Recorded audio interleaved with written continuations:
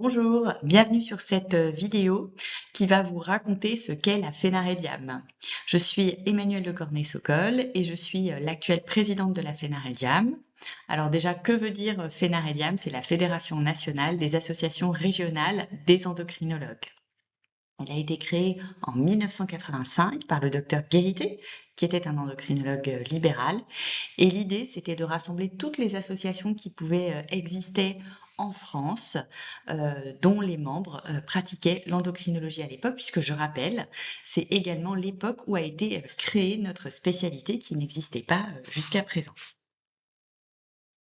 Les objectifs de cette association, ils sont au nombre de 5 dans les statuts et au départ, c'est de promouvoir cette spécialité nouvelle, puisque ça fait longtemps qu'il y avait de la cardiologie, de la dermatologie, mais l'endocrinologie n'a pu devenir une discipline à part entière qu'à partir du moment où on a commencé à avoir les dosages hormonaux, et ça date surtout des années 50 et 60 avec les progrès de la biochimie.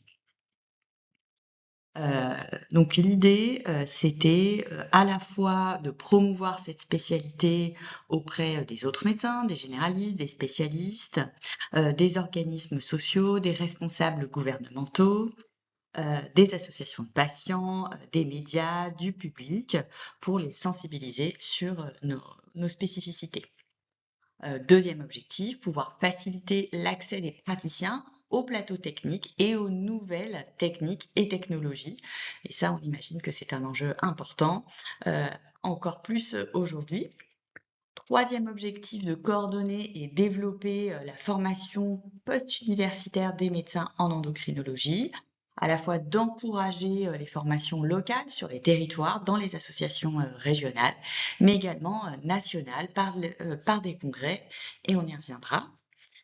Il s'agissait aussi d'organiser et développer des actions d'information médicale et scientifique, à la fois auprès des autres médecins, des généralistes, des autres spécialistes, mais également du grand public, et puis de participer aux actions d'action sanitaire du pays dans le domaine de l'endocrinologie. Euh, alors, comment est financée notre association? Eh bien, à la fois par les cotisations, puisque pour chaque amicale régionale, 10 € des cotisations des adhérents sont reversés à la Fénarédiam directement. Mais l'association peut aussi recevoir des subventions ou des dons par les organismes publics ou privés qui sont autorisés par la loi. Ça peut être aussi des financements, donc si certains d'entre nous font des missions dans un certain cadre, une rémunération peut être faite pour la Fénarédiam ou une indemnité. Et puis, dans les statuts, il est également écrit que les industriels, notamment par exemple des laboratoires pharmaceutiques, peuvent aider sur le plan financier la Fénarédiam. Donc, de comment est composée la Fénarédiam? Elle ne peut exister que par ces associations. Il en existe 16 actuellement, dont voici la carte. Et toutes ces associations fonctionnent de manière complètement indépendante. On considère qu'actuellement, il y a à peu près 700 adhérents. Alors, je rappelle qu'en France, il y a 2100 endocrinologues actuellement. Un peu plus de 950 ont une activité libérale mixte ou exclusive. Et à l'heure actuelle, il n'existe pas d'autres grandes associations nationales d'endocrinologues libéraux.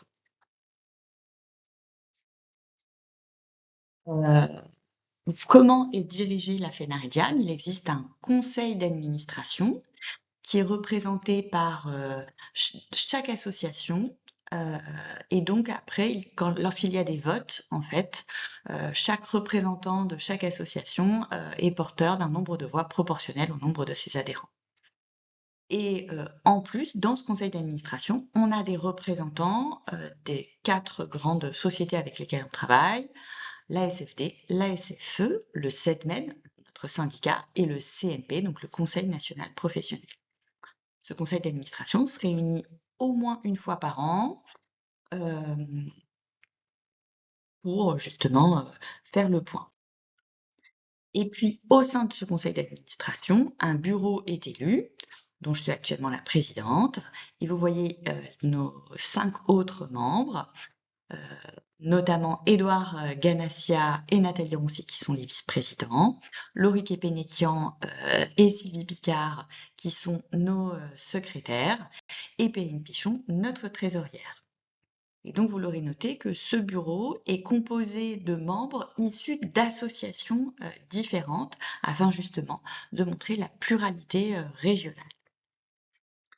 L'Assemblée générale, elle se réunit au moins une fois par an et donc elle concerne tout le monde. Tous les membres de la FENAREDIAM font partie de l'Assemblée générale. Elle se réunit également une fois par an et on peut avoir dans cette Assemblée générale également des membres d'honneur et des bienfaiteurs. Alors, qu'est-ce qu'on fait à la FENAREDIAM? Donc déjà, l'une de nos actions majeures, c'est de pouvoir vous donner des informations. Et c'est vrai que notre site internet qu'on a créé il y a quelques années est maintenant une ressource sur laquelle vous pouvez régulièrement aller. On vous fait part de nos actualités, que ce soit les congrès, les webinaires qu'on organise, mais également vous pouvez y retrouver les publications. Et très bientôt, il y aura aussi mis à disposition pour les associations des pages régionales. Deuxième chose qu'on fait, c'est essayer de vous envoyer régulièrement des newsletters. Alors, on essaye de le faire tous les 1 à 2 mois. L'objectif est de vous donner quelques points essentiels sur les actualités de notre spécialité qui peuvent être importantes pour vous. Elles sont envoyées par email, mais vous pouvez toujours aussi les retrouver sur le site internet. Troisième chose qu'on fait, en plus du site et des newsletters, ce sont des congrès. Et depuis quelques années, ce congrès a toujours lieu en janvier, en général, voilà, la deuxième ou la troisième semaine de janvier, sur un week-end. Donc il existe 2 congrès, le congrès historique, celui de la FENAREDIAM, qui est organisé sur un week-end, avec des sessions scientifiques, des ateliers, donc qui est très centré sur notre spécialité et plutôt avec une orientation de l'activité libérale, bien sûr. Donc on a la chance d'avoir de plusieurs sponsors qui participent pour nous aider à l'organisation. Mais c'est une association régionale qui l'organise tous les 2 ans. Donc on a eu Lyon il y a 4 ans, Rennes il y a 2 ans, et il y a très prochainement, ce sera à Strasbourg. Et on espère avoir donc une prochaine une amicale qui organisera le congrès en 2028. Bien sûr, cette organisation est soutenue par le bureau sur le plan de la logistique, même si le conseil scientifique reste celui de l'association régionale. En alternance, 1 an sur 2, nous avons mis en place un autre congrès qui est un peu différent, qu'on appelle les Journées de l'endocrinologie libérale. Donc cette fois-ci, nous n'avons que 2 sponsors, qui a lieu à Paris et qui est un programme tout à fait original basé sur l'organisation. Par exemple, comment on fait pour participer à sa CPTS, aux équipes de soins spécialisés, comment améliorer l'organisation logistique de son cabinet, comment mieux travailler avec ses salariés, comment mieux s'organiser au quotidien, accueillir des internes, faire de la recherche. Donc on parle un petit peu moins de médecine, mais plus de notre vie professionnelle afin toujours d'améliorer la qualité de ce qu'on fait. Nouvel organe de communication que l'on a, c'est notre magazine, qui est une collaboration, et ça nous en sommes très heureux, entre la FENAREDIAM et l'ANIDEN, c'est-à-dire l'association des internes d'endocrinologie. L'idée, c'est que les générations se rencontrent, d'où le nom Génération Endocnut, et donc c'est à la fois un magazine qui va parler d'endocrinologie, de diabétologie et de nutrition. C'est un semestriel qui est envoyé par la poste, classiquement, un magazine papier, mais que vous pouvez aussi retrouver sur le site internet, si jamais vous ne l'avez pas reçu. Et là aussi, on parle donc de médecine, d'actualité, de mise au point sur les recommandations. Il y a des cas cliniques, mais aussi il y a des portraits de collègues qui ont eu d'autres expériences afin de mieux aussi pouvoir évoluer nous-mêmes dans nos pratiques. Et bien sûr, tout le monde est invité à participer à la rédaction de ce magazine. Et puis nous avons bien sûr, des actions plus, ponctuelles. Donc nous sommes, de la même manière que nous avons des représentants des sociétés savantes dans notre conseil d'administration, nous-mêmes aussi, souvent ce sont des membres du bureau, nous avons, des représentants au conseil d'administration de la SFE et de la SFD. Donc chacun a 2 conseils d'administration par an où nous allons et nous avons la parole et ça nous permet de mieux savoir ce qui se passe dans les sociétés savantes, d'échanger, éventuellement de réfléchir à des projets. Nous avons aussi un rôle important au CNP, le Conseil national professionnel, qui est donc l'organe représentant de toute la spécialité, de toute l'endocrinologie, diabétologie, nutrition, où nous avons 3 représentants. Nous avons aussi un participant à l'ODPC et bien sûr dans notre syndicat, le SETMEN. Et puis de manière ponctuelle, nous participons à différentes choses qui sont autour de l'endocrinologie. Par exemple, nous avons des membres qui vont participer aux recommandations HAS ou bien aux prises de position ou aux recommandations que peuvent faire nos sociétés savantes. Donc tous les ans, par exemple, lorsque la SFE élabore ses recommandations annuelles, il y a toujours un représentant libéral qui vient de la FENAREDIA. Au CNP, lorsque le gouvernement, notamment, propose des réformes importantes, que ce soit par exemple la mise en place de la nouvelle nomenclature, l'élaboration des règles de la certification, pareil, il y a des endocrinologues libéraux via la FENAREDIAM, qui travaillent dessus. Et puis nous pouvons aussi être sollicités directement par la Direction générale de la santé, le ministère de la santé, la Caisse nationale d'assurance maladie, pour participer à des travaux. Donc par exemple, lorsqu'il y a eu les problèmes avec le lévothyrox, nous avons participé. Là, en ce moment, il y a toute une campagne autour de l'obésité. Pareil, nous avons la possibilité de participer ou bien de la maladie rénale chronique. Et puis après, il y a les activités propres que nous organisons.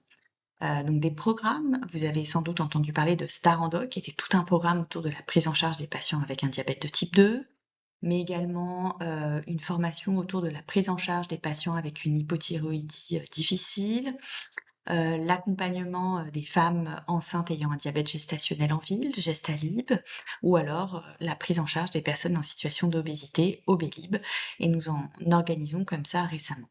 Nous faisons aussi des enquêtes, donc il est possible que de temps en temps vous voyez passer des enquêtes où nous vous remercions encore de répondre.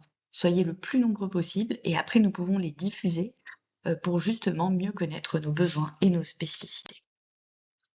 Donc pour les associations locales, juste un tout petit rappel, donc c'est des associations de loi 1901, il faut qu'il y ait au moins 5 adhérents et qu'ils aient tous une activité d'endocrinologie.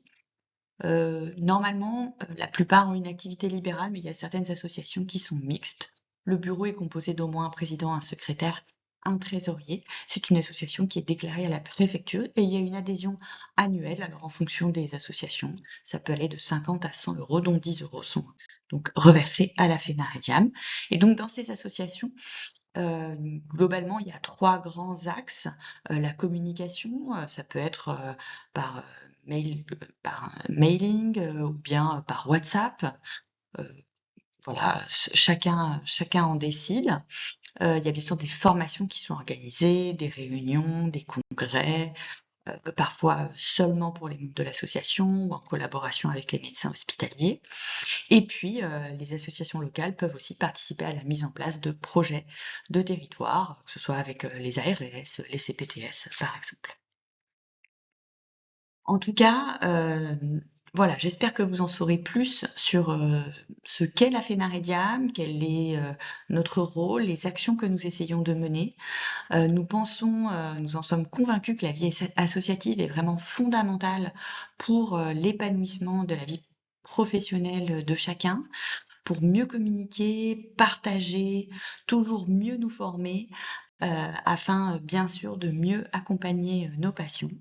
Merci en tout cas, d'avoir écouté jusqu'au bout et nous restons bien sûr à votre disposition. N'hésitez pas à nous envoyer un mail si vous avez des questions ou des commentaires et à très bientôt.